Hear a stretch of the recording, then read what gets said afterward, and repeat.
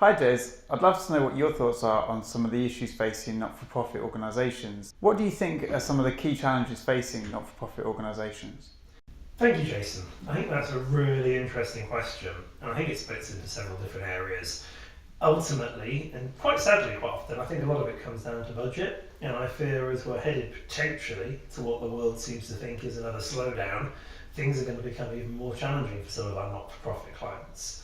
They're continually competing, quite often against larger organisations who have much deeper pockets. And they have to be a little bit more agile, they have to be lean, they have to be really sure about what they want to do and that it will create great results.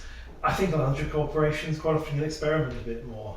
But with our not-for-profit clients, I think there needs to be a mixture of our fantastic experience and their understanding of their industry, which builds together. So it's less about just making some noise and more about proving results?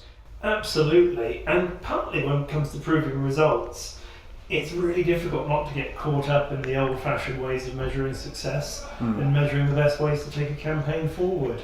So whereas something like an A/B testing campaign where you've got hundreds of thousands of visitors hitting your site every month can work really, really well for a very busy business, it might not do for a smaller charity at times. And in those cases, we need to leverage our experience and the charity's knowledge of their industry to use technology to help base our assumptions to create a campaign that works in a cost-effective manner whilst providing return on investment so they can then launch similar campaigns and build on their success. Are there any other advantages to being a non-profit organisation?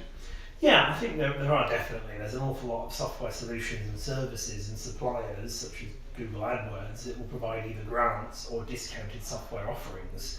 So not-for-profits have a slight advantage in that they can, pick things up. For example, Salesforce offer 10 free licenses to not-for-profits and get started on an application or using a system that they perhaps wouldn't normally be able to afford. Have you got any marketing tools that have come up recently that you're playing with and are finding quite useful for clients? Yeah, I think it depends whether a client's B2B or B2C focused, but from a B2B perspective, I still love Albacross, the lead identification platform. It identifies visitors to a website by their IP address and then provides the name and details of some of the people working at the company. It's also got quite a unique feature when compared to some of the other people in the marketplace, where it allows you to launch account-based marketing campaigns based on visitors to your website, which I think is really valuable. And it allows you to publish campaigns across several sort of mainstream publishing platforms such as the Times. Okay, so it's time for the cheeky sales pitch question. What is it that Webstars can offer this sector? I think there's a couple of different things. One is real passion and an understanding for the challenges the not-for-profit sector meet every day. I think the other thing is that we don't specialise in not-for-profit. We work across a variety of different industries.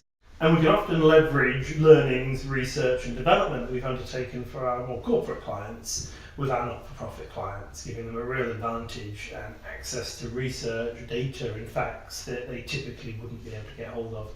We tend to find a lot of the work we do for not-for-profits is really quite interesting and sometimes challenging, partly from the budget element. If somebody has got a small budget, trying to actually make a real difference is fun. It's not easy, and it gives our team something to really get stuck into. I think the other thing is though that, too often people just look at a simple off-the-shelf solution and that's not really us either.